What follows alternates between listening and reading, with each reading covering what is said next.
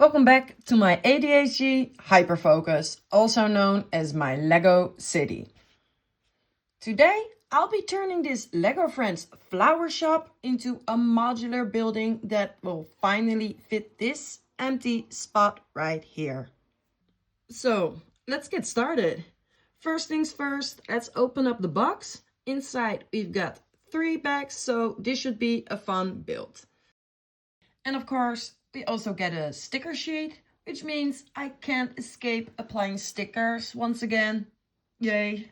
The build starts off with these beautiful tiles. I really love this color. Is this a new Lego color? It looks like dusty rose or old pink. Not sure what it's called in English. But if you know, let me know in the comments. I also add a few flowers here and there along with this beautiful bouquet. And I already had some of these flower pieces, but mostly in just 1 or 2 colors. This set adds so many new colors, which is perfect because I always need more flowers for my city. And by the end of bag 1, we've got this little flower display, or at least I think that's what it is. I'm actually really not sure what to call it. Is it a tiny greenhouse? Is it a flower stand? Maybe some kind of a garden arch? Let me know in the comments what you would call it, because I'm really curious. While focusing on what's important in life, like wondering what I just built, I did already open up bag number 2, and inside were 2 little bags. The first thing we're building is the main base of the flower shop, and it connects straight to the little greenhouse, flower display, whatever we're calling it now. We also get to add more of these beautiful tiles. Honestly, the tiles were one of the reasons I wanted this set in the first place. Another reason is that I'm a huge fan of flowers and plants in real life, so a flower shop was an easy choice. But I think my favorite feature has to be the angled doorway. Just by turning the entrance slightly, the whole building becomes so much more interesting. It can also save quite a bit of space, and it makes it turning into a corner building really easy. After building this beautiful bouquet for the shop window, I built some furniture for the interior, added a bunch more stickers, put up walls, and built a few more flower beds. The instructions were pretty straightforward, so there wasn't much point in showing every single step. The flower beds ended up right in front of the window, along with this little sign showing the bouquet prices. That's when I realized I completely forgotten to put the open sticker on the door. I put it on, messed it up, tried to take it off, kind of destroyed half the building. Yeah, let's say I had to carefully take part of the building apart again, scrape the sticker off, and finally put it on straight. And that's what you're seeing right here. And just like that, we're already on to bag number 3. Just like the previous one, this bag also comes with 2 smaller bags inside. This is where the flower shop really starts to come to life. These are all the pieces that give the front of the building its character and makes it look so colorful. First, we built the awnings. Then we add this section above the window, which is soon covered in flowers. Next comes the sign above the door that says flower shop, with yet another sticker, of course. Luckily, this one was the last sticker in the entire set and went pretty well. After that, I built a few more flower beds and some smaller flower arrangements. And then we get to this really cool piece. It's basically a wall covered in flowers, and it instantly finishes off the wall. It looks absolutely beautiful. I really love all the flowers and colors in this set. And with that, the flower shop is finished. I have to say, I really love this set. And I know I'm probably repeating myself, but I absolutely love these tiles. I wish I had enough of them to tile my entire city, or at least this street. They just look so good. For around 30 euros, I think this is a fantastic set. You get lots of flowers, some really useful parts, and plenty of details that make it feel like great value for the price. I mostly just really like how it looks. Let's have a quick look inside. The interior isn't packed with furniture, but it has some really nice details. I especially love these vases. And this flower wall is such a clever feature. You can take the flowers off the wall and create your own bouquets to display in either of these two vases. I think that's a really nice touch. Unfortunately for the flower shop, that's where the bad news starts. My original plan was simple. I thought I could just split the building in half and turn it into a modular building for my city. That part actually went surprisingly well, but even after splitting it into two, it just didn't fit. I tried to move buildings around. I even sacrificed a tree, but no matter what I did, the entrance just didn't make any sense. So there was only one logical solution. I completely tore the building apart. Well, almost.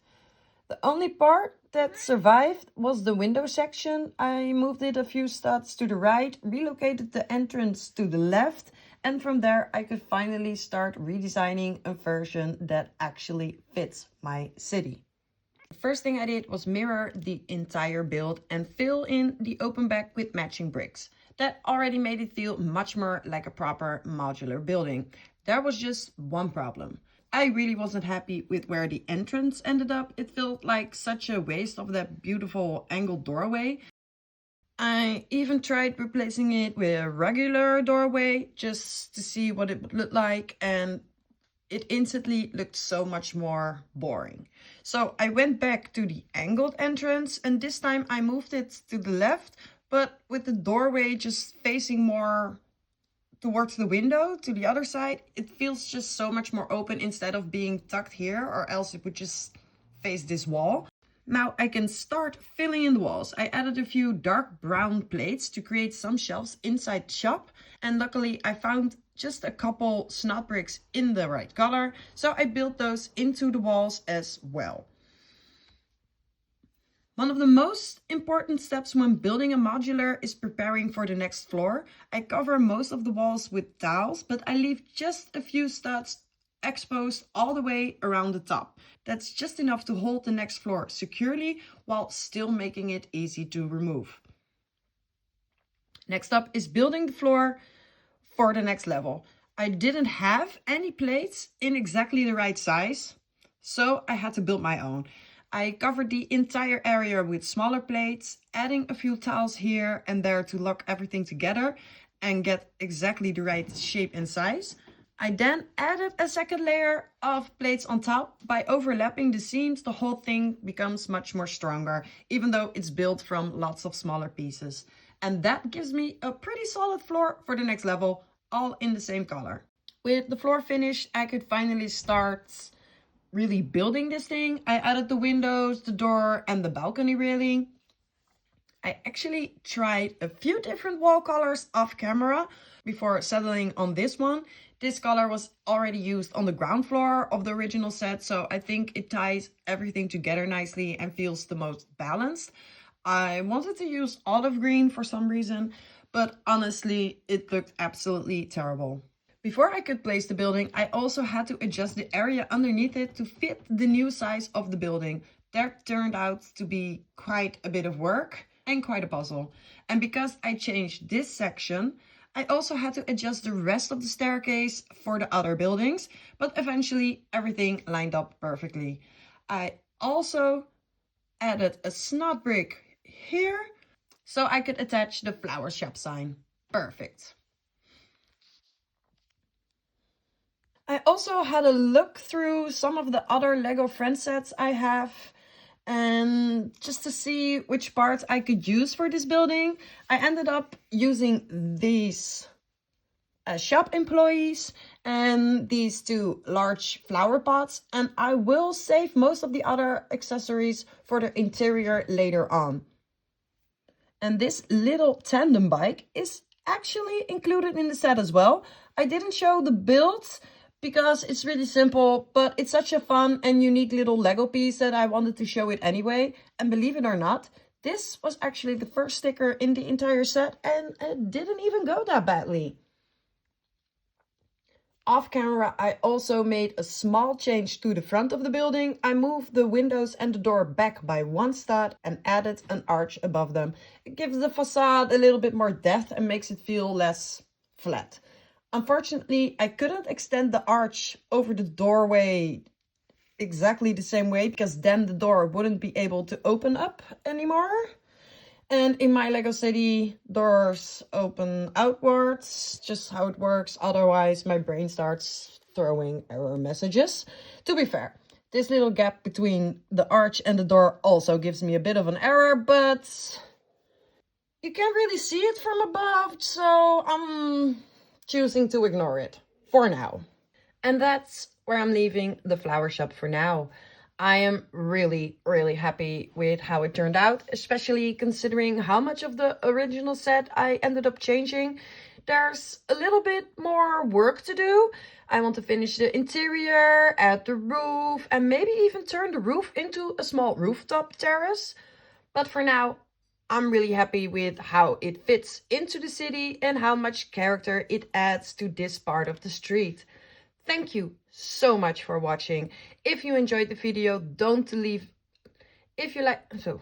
thank you so much for watching. If you enjoyed the video, don't forget to leave a like and subscribe if you want to see more Lego City builds and updates. And I'll see you in the next one.